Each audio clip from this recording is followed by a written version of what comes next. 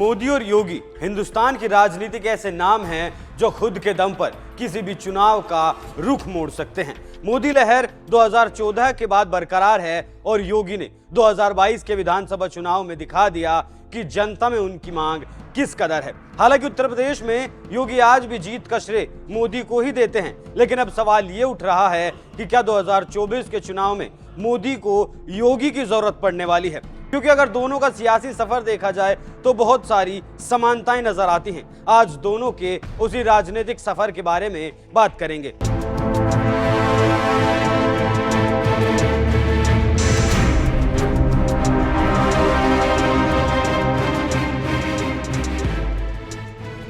नमस्कार, NMF news देख रहे हैं आप। मैं हूं आपके साथ अभिषेक पुंडीर।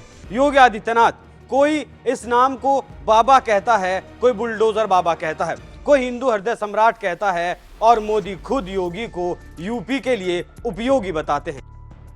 यूपी प्लस योगी बहुत है उपयोगी।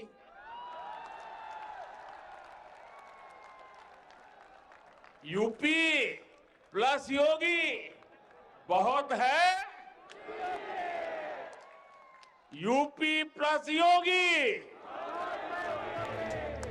योगी आदित्यनाथ को जब 1998 में गोरखपुर से सांसद चुना गया था, उनकी उम्र उस वक्त महज 26 साल थी। योगी लगातार इस सीट से 5 बार सांसद रहे हैं। योगी के पास लंबा राजनीतिक अनुभव है, करीब 25 साल। 45 साल की उम्र में योगी देश के सबसे बड़े राज्य के मुखिया बन गए थे और यहाँ ये बात भी सच है कि मोदी की मदद से बने थे, और बात ये भी सच है कि योगी पहली पसंद नहीं थे मोदी की। मोदी की पसंद कोई और नेता था, लेकिन फिर भी योगी को मुख्यमंत्री बनाया गया। इस बात का सच भी आज आपको बताऊंगा। वहीं दूसरी तरफ नरेंद्र मोदी जब मुख्यमंत्री बने थे तब उनकी उम्र 51 साल थी। मतलब जब मोदी मुख्यमंत्री बने थे और जब योगी मुख्यमंत्री बने, दोनों की उम्र में 5 साल का अंतर है। इतना ही नहीं, 51 साल की उम्र में मुख्यमंत्री बनने के बाद भी मोदी 52 साल की उम्र में पहली बार विधायक चुने गए थे। 52 साल की उम्र में मोदी का यह पहला चुनाव था। मतलब योगी और मोदी की उम्र में दोगुना अंतर था। एक चीज को दोनों में समान है, वो ये है कि मोदी को हिंदुओं का नेता माना जाता है और योगी को भी। हालांकि ये बात अलग है कि दोनों सभी समुदायों को साथ लेकर चलते हैं। एक और बात जो दोनों राज्यों में समान है और वो ये है कि ना तो गुजरात में और ना ही यूपी में बीजेपी ने किसी मुसलमान कैंडिडेट को उतारा है, लेकिन राजनीति में भागीदारी जरूर दी है। गुजरात में मुसलमानों का प्रतिशत 10 है और यूपी में मुसलमान 19% हैं, लेकिन आज तक किसी मुसलमान को टिकट नहीं दिया गया। दोनों की शासन करने की नीतियों में भी काफी समानताएं देखने को मिलती रही हैं। मोदी ने भी जीरो टॉलरेंस की नीति पर काम किया था और योगी भी इसी नीति पर काम कर रहे हैं। गुजरात में मोदी ये भी उस वक्त माफिया कांपते थे और आज योगी से भी माफियाओं की पैंट गीली हो जाती है। योगी ने यूपी में माफियाओं और अपराधियों की कमर तोड़ने का काम किया है। जैसे योगी के राज में ताबड़तोड़ हो रहे एनकाउंटरों पर सवाल उठ रहे हैं, ठीक वैसे ही गुजरात में भी उठा करते थे, जिन पर कोर्ट भी बेहद तल्ख नजर आता था। लेकिन मुद्दा था अपराध का खात्मा और यूपी में भी मुद्दा है अपराध का खात्मा।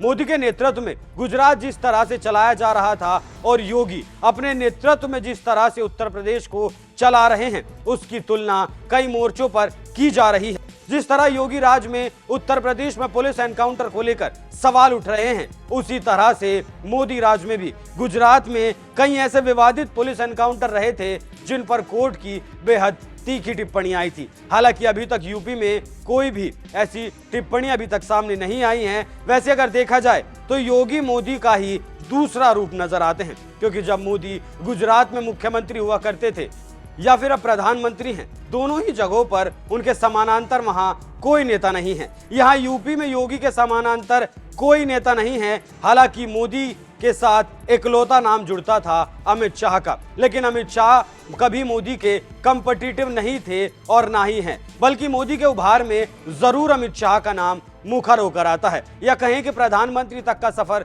करने में शाह की सबसे अहम भूमिका मानी जा सकती है। अब बात योगी की करें तो योगी के सामने भी कोई कॉम्पिटिटिव नहीं है। हालांकि थे बहुत, लेकिन वो सब उस वक्त थे जब तक योगी मुख्यमंत्री नहीं बने थे।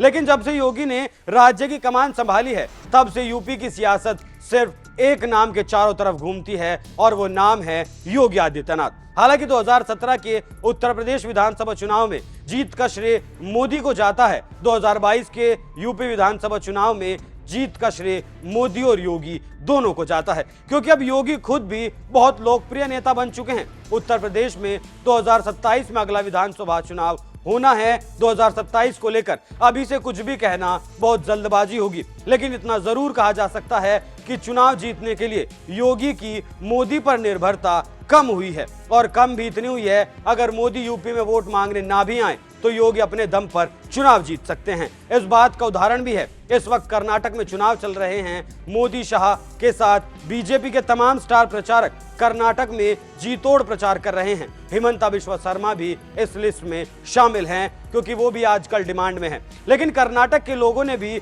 योगी की मांग की, कर्नाटक के लोगों ने योगी को बुलाया और योगी गए भी, कई जनसभाएं की। ये मांग सिर्फ कर्नाटक से ही नहीं उठी, बल्कि जिस भी राज्य में चुनाव होते हैं ये मांग उसी राज्य से उठती है, और इसी बढ़ती लोकप्रियता के कारण ही मोदी के उत्तराधिकारी के तौर पर योगी को देखा जाने लगा है। ये बात किसी से छिपी नहीं है कि अमित शाह ने योगी के समानांतर केशव प्रसाद मौर्य, अरविंद शर्मा, ब्रजेश पाठक और दिनेश शर्मा को खड़ा करने की तमाम कोशिशें की, लेकिन वो अब तक इन कोशिशों में नाकाम रहे हैं। हिंदू मुस्लिम सबकी पसंद योगी। यूपी में कोई दिहाड़ी मजदूर हो, नौकरी करने वाला हो, छोटा या बड़ा कारोबारी हो, हिंदू हो या मुसलमान हो, सब योगी के राज की तारीफ करते हैं। जो दिन का 500 रुपये भी कमाता है वो भी कहता है कि घर का खर्च तो चल ही जाता है, क्योंकि अनाज मुफ्त मिल रहा है। गुंडा माफिया राज की परेशानी खत्म हो गई, और क्या चाहिए। और जब इन दोनों से इनकी पसंद पूछी जाती है तो वो कहते हैं दिल्ली में मोदी और यूपी में योगी। लोगों का कहना है कि योगी के आने से प्रदेश में गुंडा राज खत्म हो गया, अब खुलेआम तमंचे नहीं लहराए जाते, दबंग गरीबों पर अपनी दबंगई नहीं थोपते, बेटियां बेफिक्र होकर पढ़ने जा सकती हैं, काम की तलाश में भाग दौड़ नहीं करनी पड़ती, और क्या चाहिए। तो यूपी के साथ साथ देश में भी योगी की मांग अब बढ़ने लगी है। मुसलमान को समझना होगा।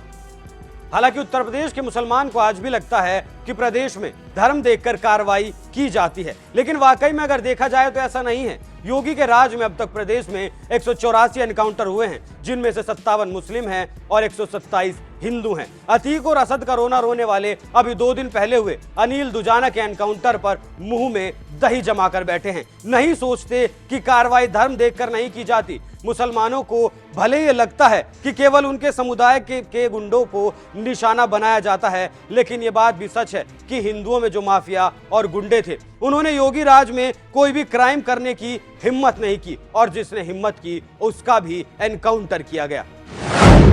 योगी अब मोदी पर निर्भर नहीं।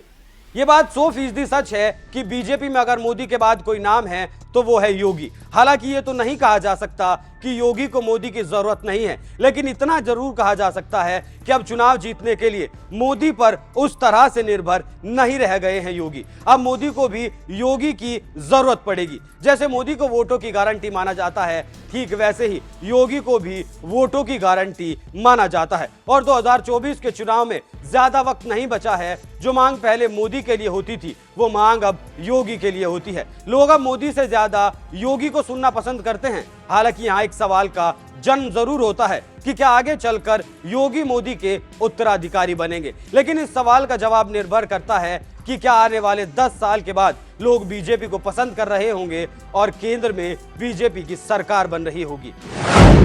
मोदी को पसंद नहीं थे योगी। अब उस सवाल का जवाब जिसमें कहा गया था कि योगी मोदी की पहली पसंद माने जाते हैं।